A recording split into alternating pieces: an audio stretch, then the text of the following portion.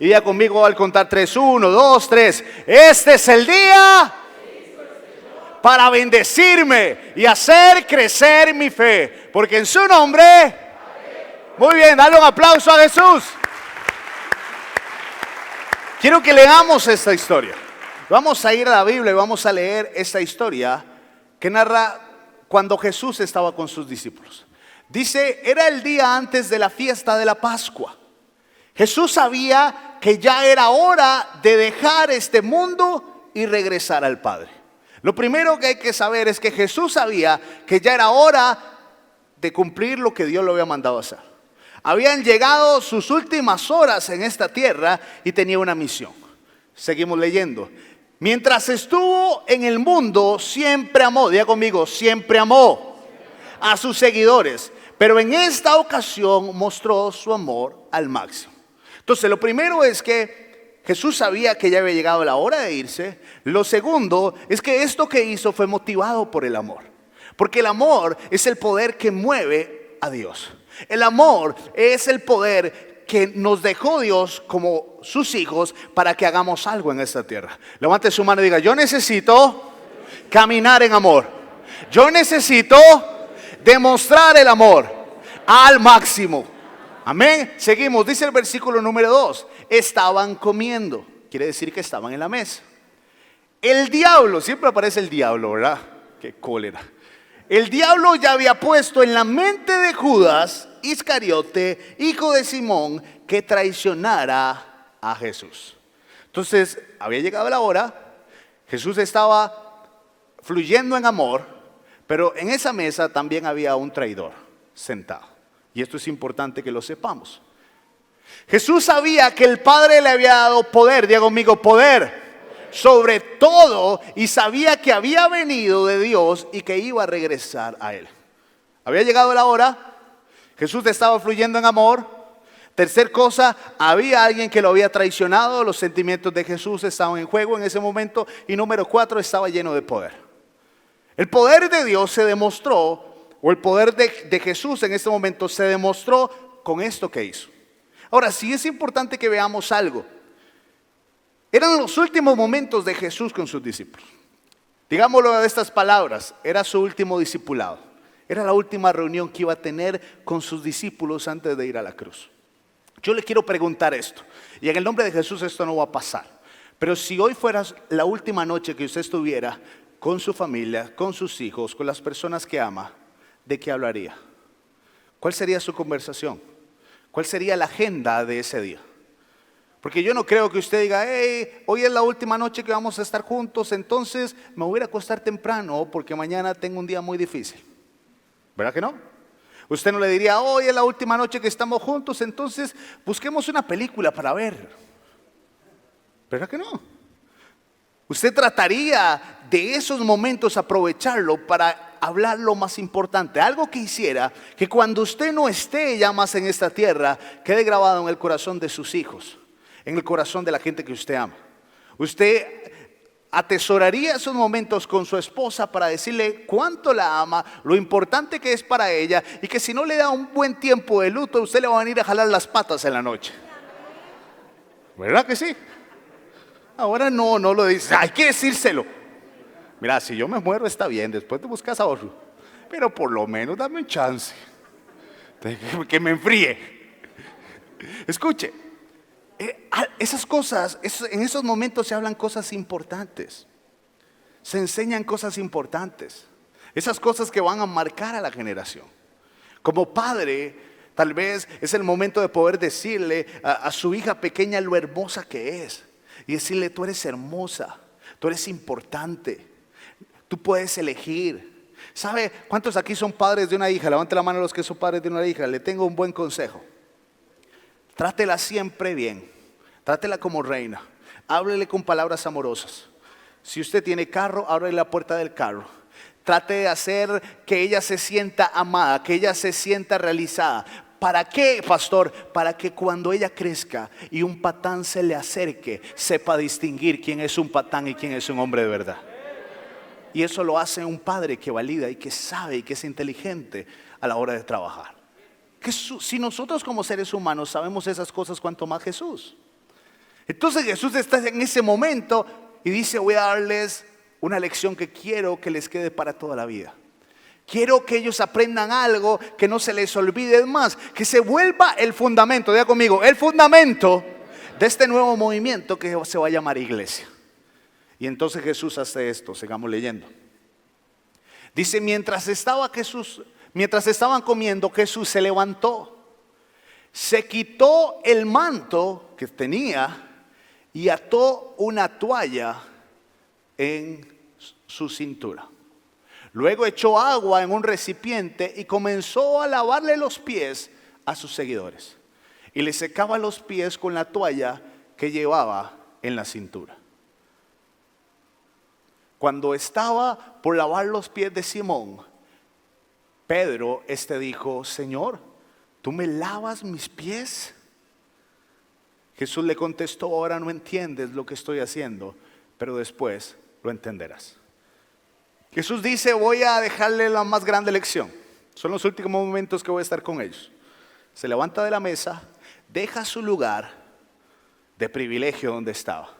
El lugar donde tantas veces les enseñó, donde tantas veces les dijo, tomó una toalla, se la puso en su cintura y les dice, muchachos, les voy a dar la más grande lección de todas. Les voy a enseñar por qué estamos en la mesa.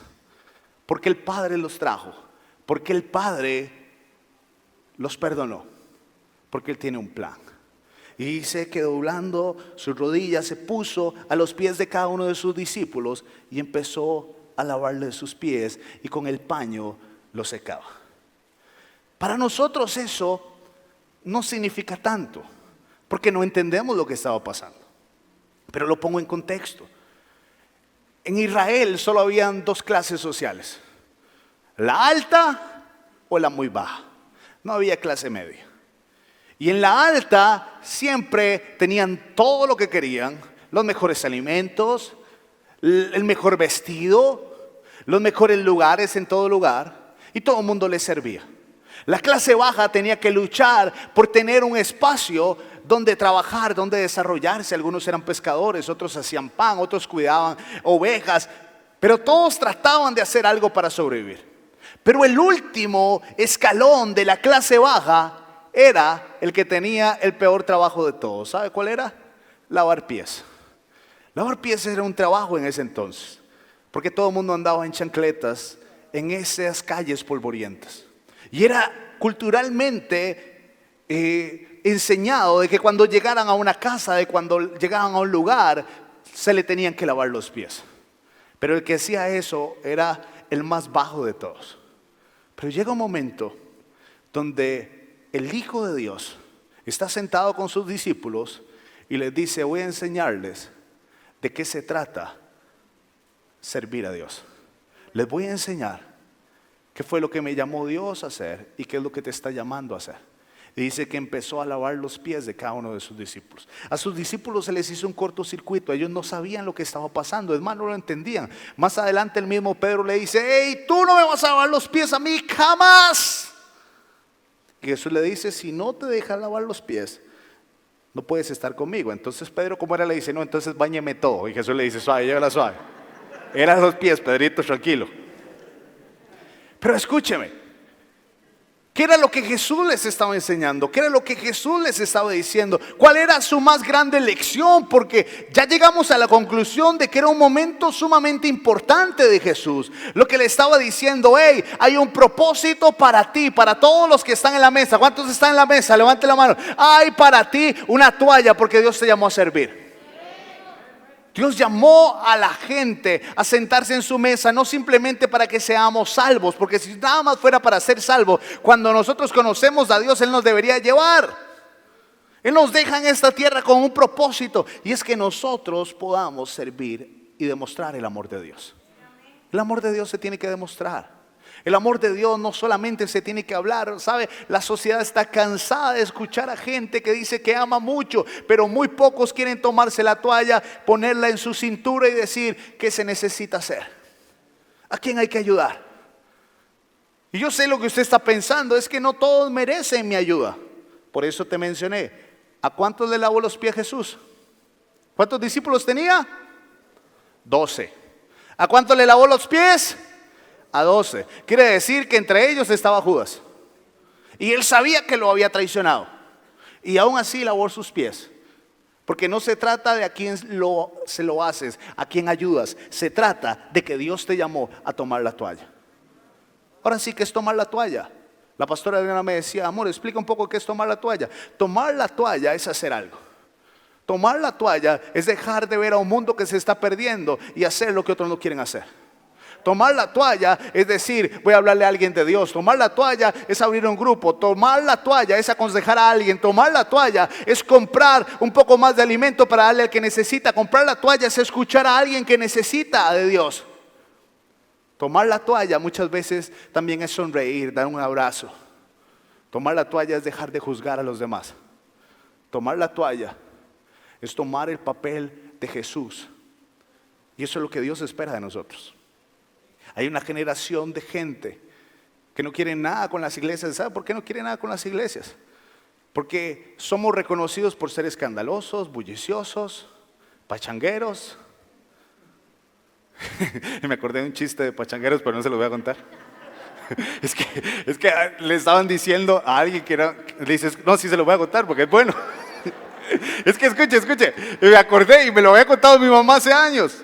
Es que los cristianos dicen que no somos pachangueros, pero sí somos pachangueros. Nos gusta alabar a Dios de todo, ¿no es cierto?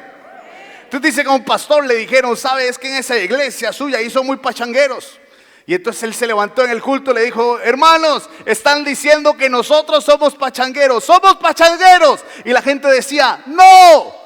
Hermanos, somos pachangueros. Y la gente decía, no, ayúdeme. Y la gente decía, ¿somos pachangueros?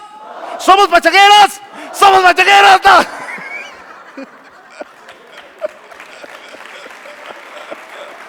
¡Sí somos pachangueros! Pero escúcheme, no nos tienen que conocer por eso. Nos tienen que conocer por esto. Porque servimos, porque ayudamos, porque amamos, porque dejamos de juzgar. Si esto es lo que Dios esperaba de sus discípulos, ¿por qué lo hemos perdido? ¿En qué momento dejamos de lado la toalla y nos sentamos en la mesa y nos quedamos tan cómodos? Porque conozco una generación de personas que se sienten tan cómodos en la mesa. Y no quiero decir que usted no se sienta cómodo. Lo que quiero decir es que el final de todo no es la mesa. Es el medio por el que Dios te trajo para hacer algo. Pero ¿por qué dejaste de servir? ¿Por qué dejaste de hacer cosas para Dios? ¿Qué fue lo que pasó? Es que, aunque no lo creas, muchas veces es que el orgullo entró a nuestro corazón. Y nos volvimos personas orgullosas. Nos volvimos personas orgullosas. ¿En qué sentido? Empezamos a pensar más en nosotros que en cualquier otro. Y empezamos a ver a la gente que tenía necesidad y en lugar de ayudarla empezamos a juzgarla. Y cuando estábamos en la mesa veíamos a otro y decíamos, pobrecito ese, aquí, ahí no hay pan, aquí sí yo tengo un montón, pero por sus decisiones, la verdad es que se lo merece. La verdad es que yo podría estar orando por él, pero tome chichita, eso lo tiene por andar mal portado. No diga amén, pero es cierto. Muchas veces nos volvimos gente que empezamos a estar en la mesa y disfrutar tanto estar en la mesa que se nos olvidó que Dios nos llamó a hacer algo en el mundo. Nos quedamos en la mesa porque un día intentamos servir y algo pasó. Alguien nos hirió, las cosas no salieron bien, entonces dijeron, no, yo mejor me quedo en la mesa, mejor no hago nada. Porque el pastor dice que hay que servir, pero después cuando uno quiere servir, no lo ponen a servir donde uno quiere. Es que yo puedo servir, pero póngame en esto. En eso otro no. Póngame a servir, pero tiene que ser en esto. Porque en esto es lo que a mí me gusta, en esa otra cosa no. ¿Usted cree que a Jesús le gustaba lavar pies humanamente? No es un trabajo nada bonito, pero demostraba el amor. Es que el servicio no tiene que ver con lo que haces, tiene que ver con el por qué lo haces. Y el motivo de Jesús era el amor. ¿Sabe? La Biblia cuenta de otra iglesia que también ha perdido el rumbo, como la iglesia en este tiempo. Y era una iglesia espectacular, era la iglesia de Corinto. Si usted quería un avivamiento, iba a Corinto. Si usted quería ver a los mejores predicadores, iba a Corinto. Si usted quería ver el mayor avivamiento, iba a Corinto. La mejor adoración, iba a Corinto. Usted todo, lo mejor de lo mejor lo encontraba en Corinto. Y tenían una mesa como esta, llena de bendiciones, y cada día la iglesia crecía más. Pero empezó a suceder algo, empezaron a olvidar por qué Dios los llevó a la mesa. Y entonces empezaron a discutir entre ellos. Y dice la Biblia en Corintios, en Primera de Corintios, que Pablo hablaba con ellos, que ellos empezaron a decir: mira, yo soy discípulo de Pablo. Y otros decían: yo soy discípulo de Apolos. Y otros decían: yo soy discípulo de Cefas. Y otros decían: no, yo soy más espiritual, yo soy discípulo de Cristo. Y empezó a haber una pelea entre ellos. Y empezaron a ver quién era mejor, quién tenía más conocimiento, cuál era la mejor iglesia, la que tenía mejor música, la que tenía mejores luces, la que el predicador era más guapo. Y empezaron a pelear entre ellos y descuidaron por qué Dios los mandó a hacer. ¿Sabes? Eso es lo que nos ha pasado.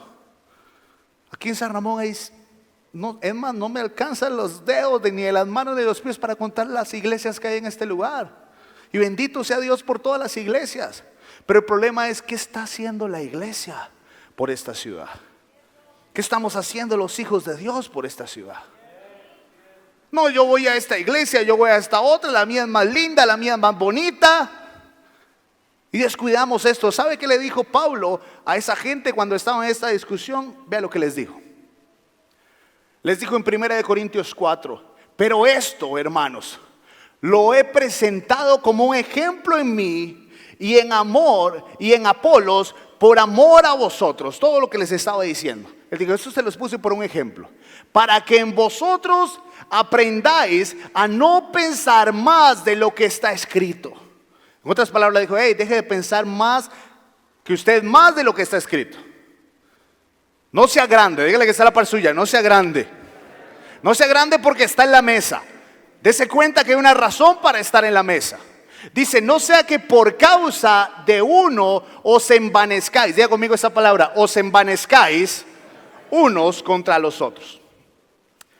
Esta palabra envanezcáis es complicada. Y muchas veces nosotros no entendemos lo que Pablo quería decir, porque son palabras que nosotros no usamos. Uno no le dice a su hijo: hey, mi amor, hoy que le vaya bien en la escuela, haga toda la tarea y recuerde, no os envanezcáis. Usted no habla de eso. Hermano, ¿cómo está? ¿Cómo le ha ido? Recuerde, no os envanezcáis. No usamos esa palabra. Entonces cuando la leemos no la entendemos. Esa palabra envanecer que Pablo se estaba refiriendo hace referencia a dos cosas: a hinchar o inflar. Hinchar o inflar. Y está hablando específicamente de cuando un miembro del cuerpo se inflamaba y se enfermaba. Pablo lo que está diciendo: hey, hay un problema en ustedes. Todos ustedes están sentados en la mesa. Ustedes empezaron a tener orgullo en su corazón. Ustedes se confundieron y se les olvidó por qué los llamó el Señor. ¿Y sabe qué es lo que ha empezado a pasar en ustedes? Se hincharon, se inflamaron y están dañando el cuerpo del que ustedes pertenecen. ¿Qué se trata esto? Voy a hacerlo práctico para que usted lo pueda entender.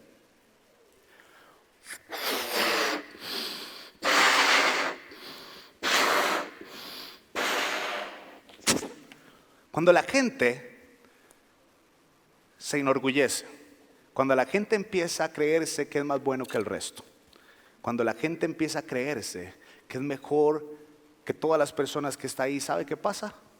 Se empieza a hinchar. Y cuando se hincha, ¿sabe qué le pasa? Vení, ayúdame. Súbase aquí.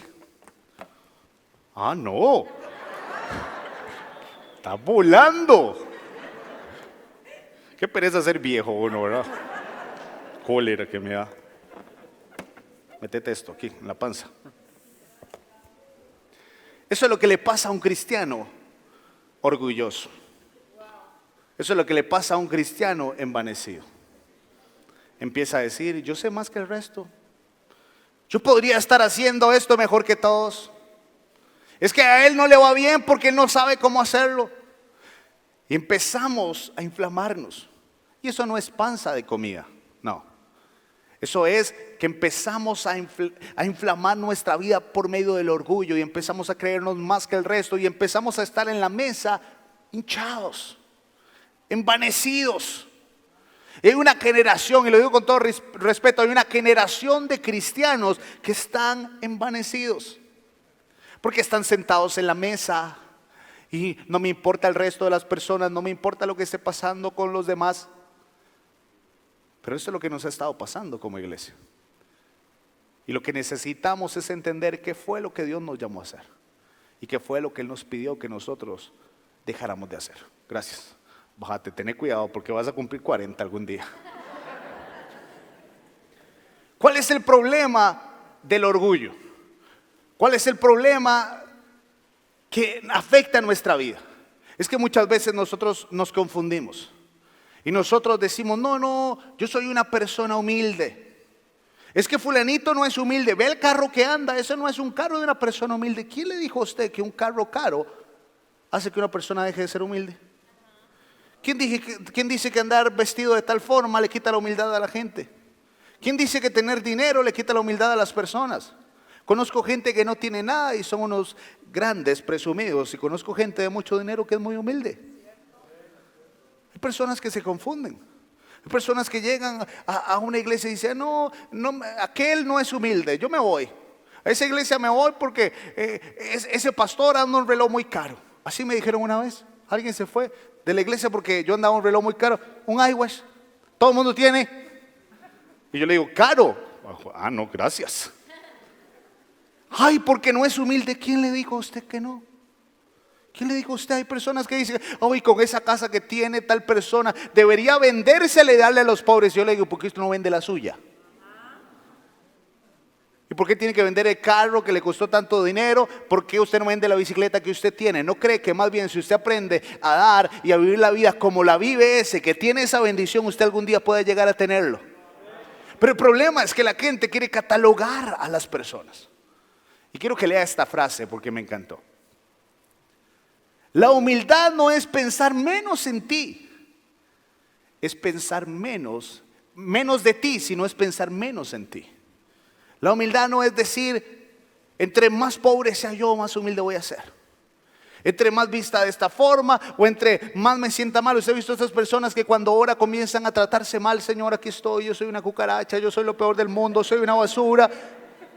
Porque creen que con esa oración va Dios a decir, uy, qué persona más humilde. No, lo que está diciendo es, tengo que trabajar con la autoestima de este muchacho, porque si no, no lo voy a poder usar. Es que la humildad no tiene que ver con pensar que somos menos que los demás. Tiene que ver con pensar menos en nosotros y un poco más en la gente. Eso es lo que Jesús estaba haciendo. Eso es lo que Jesús le estaba enseñando a sus discípulos. Les estaba diciendo, muchachos, llegó el momento de hacer algo y yo les voy a enseñar cómo se tiene que hacer. Dios nos sentó en la mesa para servir a los demás y demostrar el amor de Dios a través de nuestras acciones. Para eso estamos en la mesa, para eso es la iglesia, para eso somos los hijos de Dios. Para eso. Ahora sí, primero necesitamos ser para después hacer. No quiera cambiar el mundo de otros si no ha cambiado usted su propio mundo. No quiera tratar de arreglarle la vida a otros si usted todavía no está luchando, por lo menos para arreglar su propia vida. Pero ¿qué es lo que Jesús quería explicarle a sus discípulos? Y con esto termino. Leámoslo de sus propias palabras. Cuando Jesús terminó de lavarle los pies, se vistió. Volvió a la mesa y les dijo, ¿entienden lo que hice? Ustedes me llaman maestro y señor, y tienen razón porque lo soy. Yo, el Señor y el maestro, les he lavado los pies. Wow, esta parte. Así que ustedes deben lavarse los pies los unos a los otros. Les he dado el ejemplo para que traten a los demás como yo los he tratado a ustedes. Esto no se trata de andar quitándole zapatos y lavándole los pies a las personas. Esto se trata de que Dios dice, de la forma en que yo te he amado, quiero que ames a los demás. De la forma en que yo te he perdonado, quiero que perdones a los demás. De la forma en que yo te he tenido paciencia, quiero que tú le tengas paciencia al resto. De la forma en que yo me he entregado por ti, quiero que te entregues a tu familia y a las demás personas, incluso al que te traicionó. Porque así este mundo conocerá quién es nuestro Dios. No te voy a engañar, no es fácil, es súper complicado. Vas a recibir golpes en esto. Se van a burlar de ti y te van a decir qué tonto eres, por qué estás haciendo esto, por qué estás invirtiendo tu tiempo, tu esfuerzo. ¿Por qué vienes a servir? ¿Por qué te involucras a servir en una iglesia? ¿Por qué das un grupo? Deberías quedarte en tu casa. ¿Para qué haces todo eso?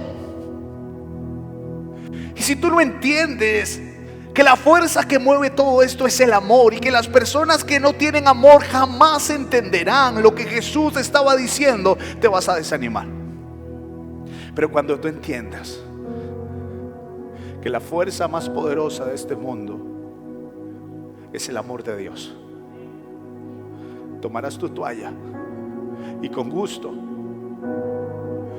lavarás los pies de tu esposa, servirás a otros, llegarás cansado a tu casa un día, pero ese día es tu grupo de amistad y lo darás. Estarás bajo la lluvia cuidando los carros de otras personas. Agarrarás de lo que tienes y se lo llevarás al necesitado. Y cuando te pregunten, ¿y por qué tú haces eso?, tú le dirás: porque mi maestro me lo enseñó. Porque un día alguien me amó y por eso yo amo. Porque un día alguien me perdonó y por eso yo perdono. Porque un día, cuando yo no tenía nada, Él me lo dio todo. Y el mundo creerá que somos hijos de Dios. Venir a la mesa no se trata de saciarnos o inflamarnos. Se trata de hacer lo que Él espera que nosotros hagamos. No es difícil cuando lo haces con amor. No es complicado cuando lo haces a la manera de Jesús. Pero cuando lo haces con tus fuerzas te vas a desanimar.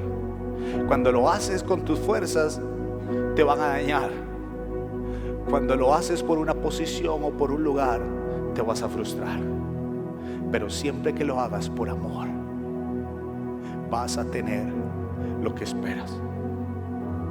La presencia de Dios estuvo con esos hombres, porque Jesús les dijo: hey, hagan lo que les enseñé. Vayan por todo el mundo, lávenle los pies a todo mundo, enséñenle lo que yo les enseñé a ustedes, y yo les prometo, yo estaré con ustedes todos los días. Diga conmigo: todos los días hasta el fin del mundo. Dios no está simplemente con todas las personas, no. Dios está con los discípulos. Y un discípulo es alguien que sabe que está en la mesa por una razón: para demostrar a Jesús en esta tierra. Dios está levantando una generación de hombres y mujeres que lo hagan. Y hoy hay una invitación para ti: hey, todos a la mesa. ¿Por qué? Porque hay toallas con tu nombre. Y llegó el momento de dejar el pasado atrás, de perdonar, de soltar y de decir: yo voy a dedicar mi vida a servir a Cristo, porque Él me amó cuando yo no lo merecía. Voy a pedirle que me dé las fuerzas para amar a otros cuando no lo merecen. Cierre sus ojos ahí donde está. Padre, en el nombre de Jesús, Señor, gracias por tu palabra. Gracias, Señor, porque ella no vuelve vacía. Tú nos sentaste en una mesa, Dios, y nos llamaste porque tenías un plan para nosotros. Tenías un deseo en el corazón, Señor, y era que nosotros sirviéramos a otros. Gracias por lavar nuestros pies un día y darnos el privilegio, la valentía para no claudicar en este llamado y nosotros también hacerlo, Dios. Para que no nos desanimemos. Alza tu voz y dile conmigo esto a Jesús: Señor, vamos, díselo fuerte: Señor, guarda mi corazón para que no pierda la pasión, para que no pierda el amor, para que no pierda el rumbo y para que cumpla el propósito por el cual tú me llamaste a la mesa, que es para demostrar tu amor a otros, en el nombre que es sobre todo nombre, en el nombre de Jesús. Y usted dice bien fuerte: